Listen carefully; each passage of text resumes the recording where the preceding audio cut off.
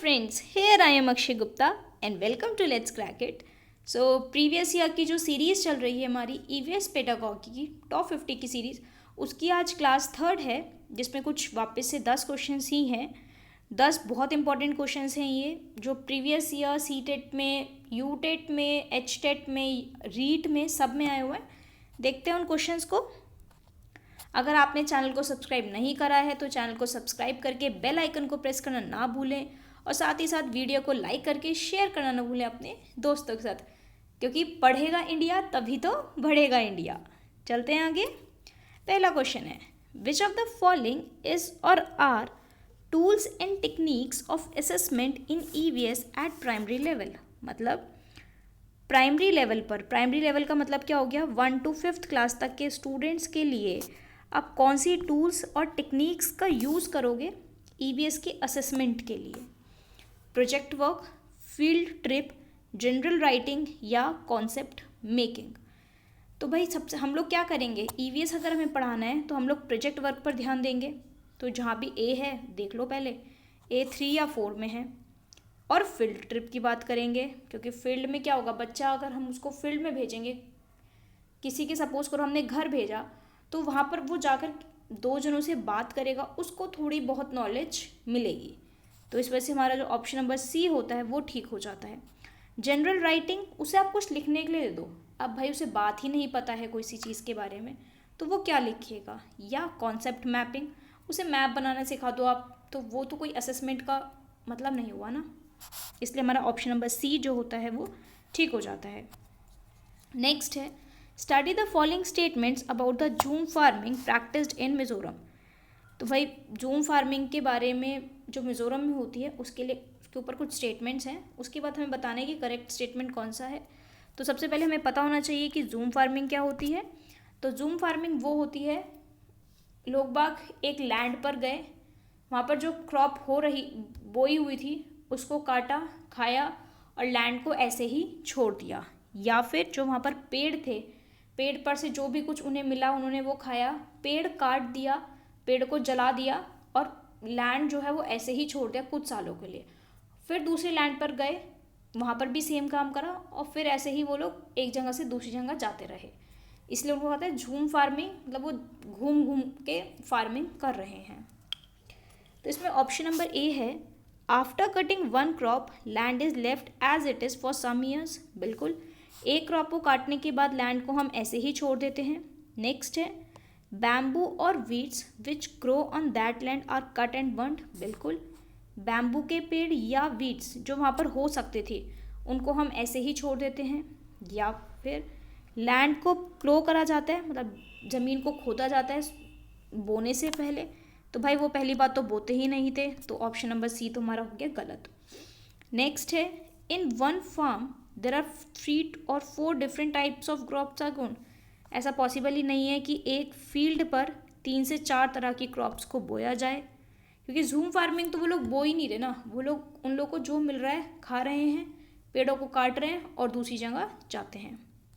Chemical fertilizer and pesticide also used as per need. नहीं, chemical fertilizers का भी use नहीं हो रहा, इस वजह से केवल 2 ही ऑप्शन सही हैं, ए और बी। ओके, चलते हैं आगे। नेक्स्ट है, teaching of EVS should encourage process skills. Which of the following which are the core of inquiry based hands on learning. तो which of the following is not such a skill. कहने का मतलब क्या हुआ, EVS की को जब हम टीच कर रहे हैं या पढ़ रहे हैं, हम लोग पढ़ा रहे हैं, तो इंकरेज करते हैं बच्चों को कि प्रोसेस स्किल्स, कैसे एक काम को करा जाता है। जो मेन चीज़ है उसमें inquiry based hands on learning, कि बोलते हैं ना करके सीखा जाता है, मेन ये है हैंड्स ऑन लर्निंग, जो हम लोग कर कर सीखते हैं। तो अगर हम छोटे बच्चों को बोलते हैं कि आप बार बार लिखो किसी चीज़ को, वो तभी उसको याद होगी, क्योंकि वो अपने हाथों से उसी चीज़ को, सेम चीज़ को बार बार लिख रहा है। ठीक है, अब इसमें पूछा है कि इसमें से कौन सी एक स्किल नहीं है, नॉट आ रहा है, not such a skill. Predicting बिल्कुल है, हम प्रिडिक्ट कर रहे हैं कि भाई ऐसा शायद हो, या ये रास्ता ऐसे यहाँ से यहाँ हम जा सकते हैं घर पर। डिटर्मिनेशन नहीं होगा, कभी भी हम डिटरमाइन नहीं करेंगे। इन्फेरिंग भी होता है और ऑब्जर्वेशन भी होता है। ओके, चलते हैं आगे। नेक्स्ट है Radha uses travel tickets of different types. तो भाई राधा अलग अलग टिकट्स का यूज़ करती है। Which of the following concepts could be effectively discussed by using such tickets. तो भाई राधा जो है वो अलग अलग का टिकट्स मतलब लाइक ट्रैवल टिकट्स, जैसे अगर वो बस से जा रही है बस का टिकट दिखा रही है, ट्रेन का टिकट दिखा रही है, या एरोप्लेन का टिकट दिखा रही है, डिफरेंट डिफरेंट टिकट्स दिखा रही है वो। तो इससे हमें क्या कॉन्सेप्ट क्लियर हो सकता है। The cost of travel by different means is different. बिल्कुल कि भाई कॉस्ट जो है ट्रैवल की वो हर किसी भी व्हीकल से ट्रैवल कर रहे हो तो उसकी कॉस्ट डिफरेंट होती है। The cost of travel depends upon the fuel used by the vehicle. बिल्कुल ये बात भी बिल्कुल सही है कि जो कॉस्ट है ट्रैवल की वो डिपेंड करती है फ्यूल पर जो यूज़ हो रहा है व्हीकल में।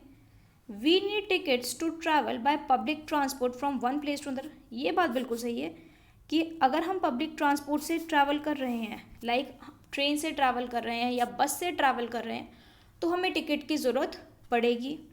अंडरस्टैंडिंग द रिजर्वेशन प्रोसेस, तो रिजर्वेशन का तो कोई मतलब है ही नहीं, तो डी ऑप्शन तो कट हो जाता है। बचते हैं ए सी या बी सी। तो ए सी बिल्कुल सही है, क्योंकि अगर हम अलग अलग व्हीकल से जाएंगे, ट्रेन से, बस से, बाइक से, स्कूटी से, एरोप्लेन से, हेलीकॉप्टर से, तो सबकी कॉस्ट में डिफरेंस आएगा। ओके, चलते हैं आगे। नेक्स्ट है which one of the following strategies seems most appropriate for teaching maps to primary graders. तो भाई कौन सी इनमें से स्ट्रैटेजी हो सकती है जो प्राइमरी बच्चों को मैप पढ़ाने में बहुत ज़्यादा आसान हो। Drawing of map by teacher on the black board and asking learners to locate different places. भाई तो टीचर क्या करे, टीचर मैप को ड्रॉ कर दे बोर्ड पर और बच्चों को बोले कि भाई आप अलग अलग प्लेसेस को लगाओ। या फिर instructing learners to bring the map of India from their home, बच्चों को कहा जाए कि आप अपने घर से इंडिया का मैप लेकर आओ। या फिर लर्नर्स को मतलब बच्चों को एटलस दिखाओ और डिफरेंट डिफरेंट प्लेसेस को लोकेट करना बताओ कि कहाँ कहाँ कौन सा प्लेस है।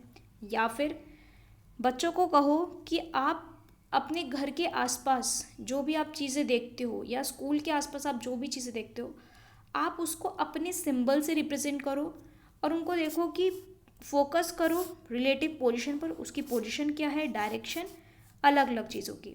यही बिल्कुल सही होगा, क्योंकि हमें बच्चों को बोलते हैं ना हैंड्स ऑन लर्निंग, बच्चा कर कर सीखता है, तो इसमें इस वजह से ये वाला ऑप्शन ठीक रहेगा। नेक्स्ट है Mahika, a teacher of class 5th, wants her students to observe the plants in the surroundings. तो माहिका एक टीचर है क्लास 5th की, वो अब चाहती है अपने स्टूडेंट्स को कि जो उनके आसपास पेड़ हैं उनको ऑब्जर्व करे।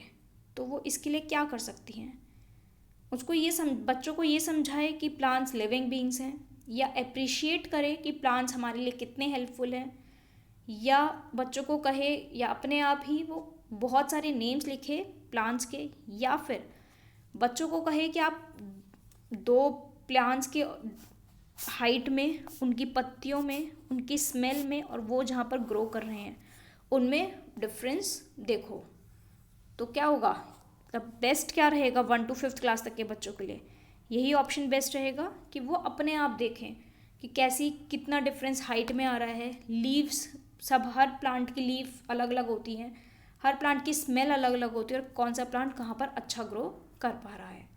ओके, नेक्स्ट है which one of the following should be a most important aspect of EVS teaching eight primary level. तो एक मोस्ट इम्पॉर्टेंट एस्पेक्ट क्या है EVS पढ़ाने का एक प्राइमरी लेवल पर, एक्टिविटीज़ कंडक्ट करना और उनकी स्किल्स को डेवलप करना, या असेसमेंट में सक्सेस लाना, या साइंस के कॉन्सेप्ट्स को, बेसिक कॉन्सेप्ट को समझाना, या बच्चे को नेचुरल और सोशो कल्चरल इन्वायरमेंट से कनेक्ट करना। बिल्कुल सही बात है, बच्चे को नेचर से मतलब नेचुरल जो चीज़ें हो रही हैं या सोशो कल्चरल इन्वायरमेंट से कनेक्ट करना। नेक्स्ट है mapping eight primary level promotes which of the following skills in learners. तो मैपिंग क्या प्रमोट करती है, मैप्स बनाना। नीड ड्राइंग नहीं, कैलकुलेशन एस्टिमेशन, बच्चों को कैलकुलेशन करना सिखा रहे हो आप मैपिंग पे नहीं। Drawing according to scale, 1 to 5th class तक के बच्चे हैं तो वो क्या स्केल के अकॉर्डिंग ड्रॉ करेंगे। या रिलेटिव पोजीशन ओरिएंटेशन के बारे में आइडिया देना, बिल्कुल यही होगा। हम बता सकते हैं कि भाई देखो यहाँ पर आपका अपना घर है और यहाँ आपका स्कूल है, ठीक है, बीच में प्लांट्स भी हैं, बीच में और भी चीज़ें हैं, व्हीकल्स चल रहे हैं, कोई स्कूटी पे जा रहा है, कोई कैसे जा रहा है, तो आप घर कैसे जाओगे, या तो आप इस डायरेक्शन में जाओगे या आप यहाँ से घूम कर स्कूल से जाओगे। तो मैं रिलेटिव पोजीशन बताना कि आप अपने घर से कैसे जा सकते हो स्कूल, ठीक है। या फिर कुछ होते हैं जो बोलते हैं ना स्कूल में गए हैं और वॉशरूम के बहाने पूरा लेक्चर बंक करते थे, तो वो भी है ये रिलेटिव पोजीशन समझाना और उनको बताना कि कैसे हम बंक मार सकते हैं एग्जैक्टली।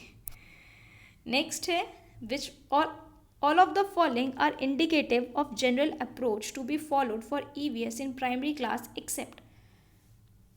मतलब क्या हुआ, सारे जनरल अप्रोच हैं जो भी ईवीएस में प्राइमरी क्लास में हमें फॉलो करनी है, किसके अलावा, except concrete to abstract, concrete से एब्स्ट्रैक्ट की तरफ जाना, सिंपल से कॉम्प्लेक्स की तरफ जाना, local to global, abstract to concrete.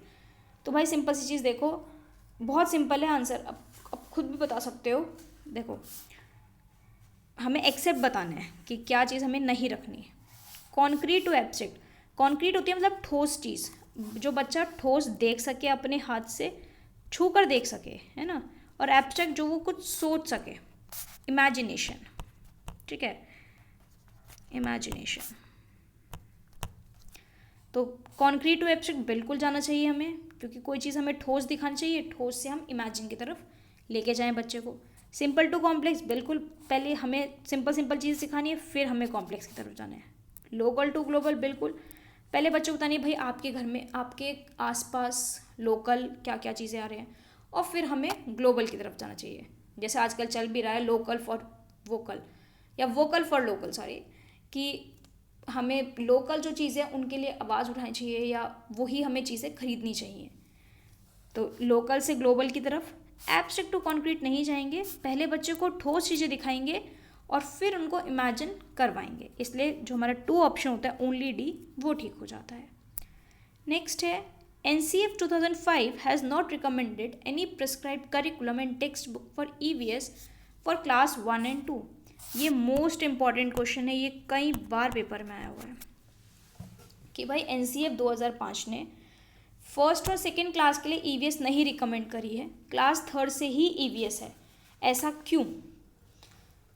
To reduce the load of curriculum, कि जो करिकुलम का लोड है उसको रिड्यूस करने के लिए, या फिर EVS केवल 3rd क्लास तक के बच्चों के लिए है, मतलब 3rd क्लास के बच्चों से है, या फर्स्ट और सेकेंड क्लास के बच्चे लिख नहीं सकते, पढ़ नहीं सकते, या to provide contextual learning environment, तो उन्हें या फिर कि बच्चा फर्स्ट और सेकेंड क्लास पे अपने आसपास देख लेता है कि क्या क्या चीज़ें हैं, उसको सीख लेता है, समझ लेता है, और उसके बाद फिर वो कंटेक्स्ट की तरफ आता है, कंटेक्स्ट लर्निंग इन्वायरमेंट की तरफ।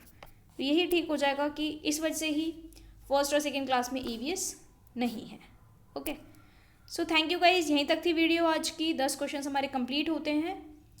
Okay, so thank you guys, keep supporting.